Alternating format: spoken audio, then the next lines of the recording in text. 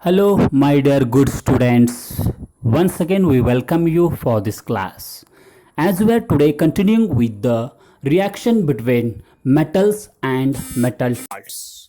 Before going to that, we should know what is metal salts. When metals reacts with an acid, there is a formation of metal salts. Like an example, I will give you. So Mg when reacts with 2HCl, it will give MgCl2. MgCl2 will be considered as the metal salt. So the salt of the respective metal.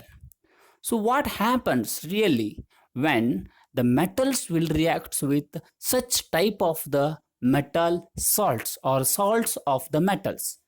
So I will give example here one more. Suppose in case of magnesium chloride when reacted by the calcium, what happens? So here we can clearly say us that calcium is highly reactive comparing to the magnesium. Hence, the magnesium chloride was initially magnesium chloride. What it is the salt of magnesium?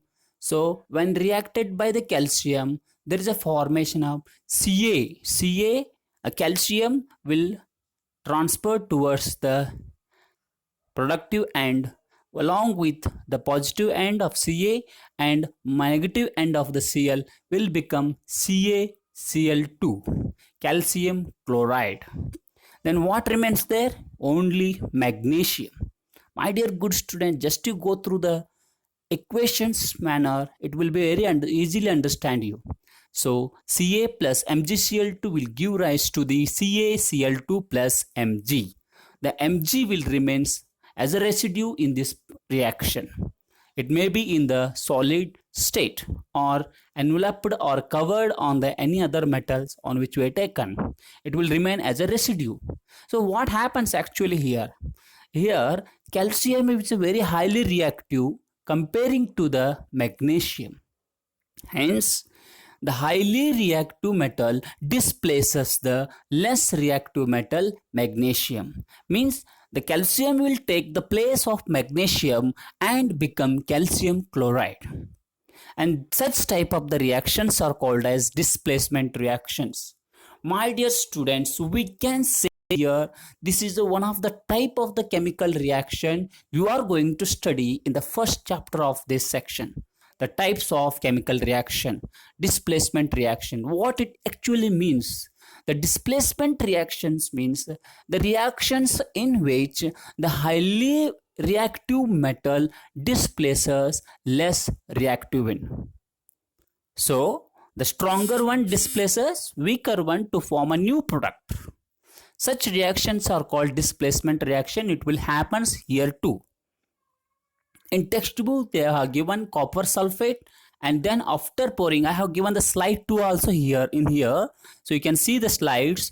When calcium sulfate will be taken in the test tube, and then if you put a magnesium, then there you can see copper sulfate solution of blue color and magnesium powder, then there is a formation of magnesium sulfate and copper will remain as a residue because magnesium is a highly reactive than the copper.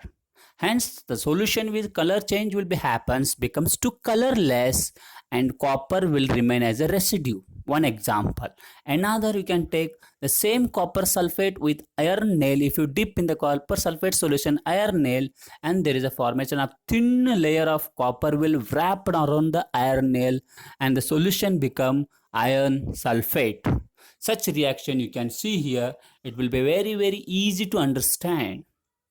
So my dear good student, here you have to know very important concept in this one is the slide I have given now, the which slide you are seeing now, these are the examples with the experiments. They are explained very neatly with the 3 examples.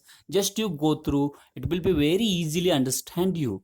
And next I want to tell you a few words about the reactivity of the metals. So just my dear good students, you need to practice all the reactivity series of the metals. The starts with sodium, potassium, then sodium, and then calcium. here onwards we will see lot of number of metals until the silver, gold, platinum, from the high reactive towards to the lower reactivity series. It is given in your textbook and I have to given in my slides. So I will tell you only these 2 points. Practice the examples, practice the meaning of these reactions, and what is the theme of the reaction practice. What it is theme? Highly reactive metal displaces less reactive metals. So this is the one thing, and very important in this lesson, you need to practice, you need to understand the reactivity series of all the metals. So my dear good students, thank you very much for listening this lesson. So here you can see a lot of informations I have given in my slides. Just to go through the each slides, it will be very helpful for you. After this all, here also in the textbook, the next part we are going to see, that is the in-text question. In-text questions are very easy to solve. If you're not able to solve the questions, just call me or just message me through in this message column, and I will help you. I will take authority over that. And my dear good students, understand them, and very important in this concept is the reactivity series and type of the examples of the different reactions and the product.